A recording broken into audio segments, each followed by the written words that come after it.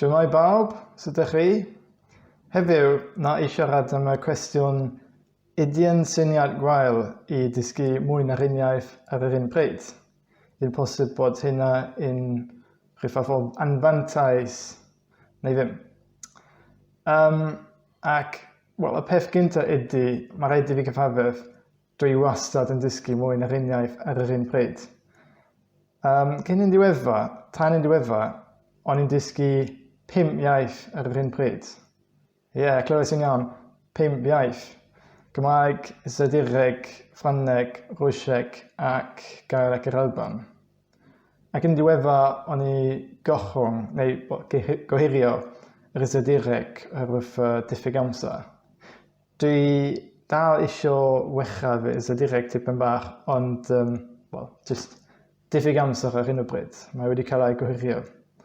Ond mae hynny'n gyda fi gyda 4 iaith. Dwi'n dysgu bob dydd. Dwi'n wario amser ar bob iaith, bob dydd. Ydy hyn syniad da, neu ddim? Wel, peth ydy, dwi ddim yn meddwl bod mae'n anfantais i fi o leiaf, achos bod yr ieithoedd yn hollol wahanol. Felly, dwi ddim cael ei drysu yn aml iawn o gwbl. Ond dwi'n meddwl, os ti'n dysgu rhywbeth tebyg, Norwyaidd, Swedaeth ac Danaeth am enghraifft, sa hynna bod yn wahanol, dwi'n meddwl. Ond i'r ieithoedd fi, Cymraeg, Ffrangeg, Rwsieg ac Gael ac yr Alban, mae yna ddim yn problem. Felly, dyma ydy'r un o'r pethau ti eisiau ystyried. Ydy'r ieithoedd yn tebyg neu ddim. Ac y peth nesaf ydy bod falle bod mae ddim yn syniad da i dysgu mwy na un iaith ar yr un pryd o newydd. Oherwydd, gallai hyn bod yn frislyd i ryw ffordd. Ond, gan deud hynny, dwi'n dechrau mewn Rwsieg ac Gael ac yr Alban, felly, bach o'r agriffio, dwi'n meddwl.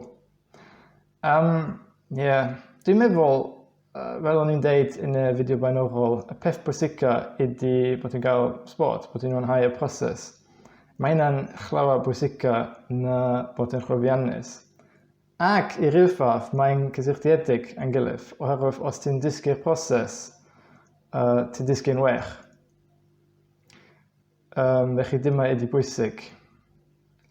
Peth nesaf ydy bod dwi yn wario mwy o amser ar y ieithoedd dwi'n eisoes siarad yn dda gymharu i'r ieithoedd newydd.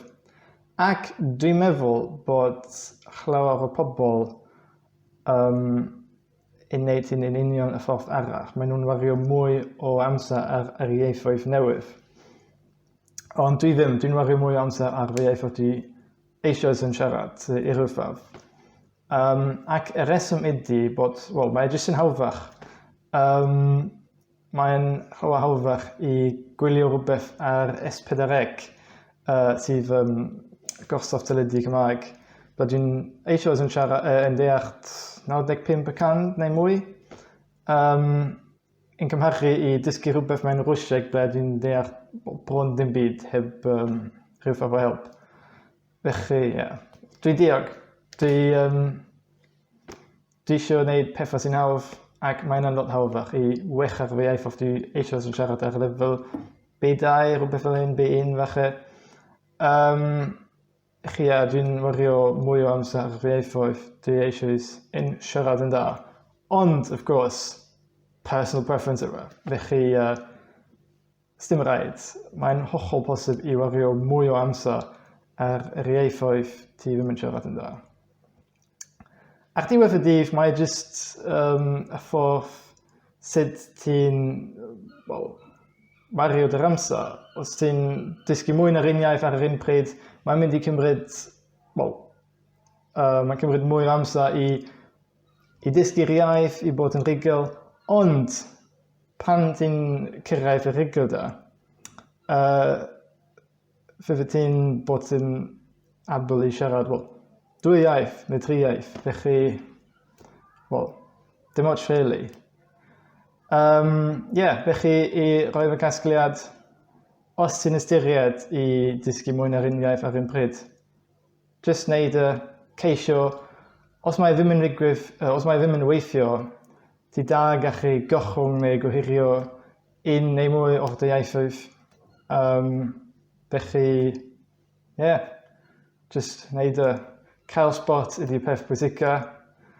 Dwi'n meddwl i gyd am heddiw, dwi'n meddwl. Welai chi yn y fideo nesaf, gobeithio, ac cyfarfod fawr. Ta!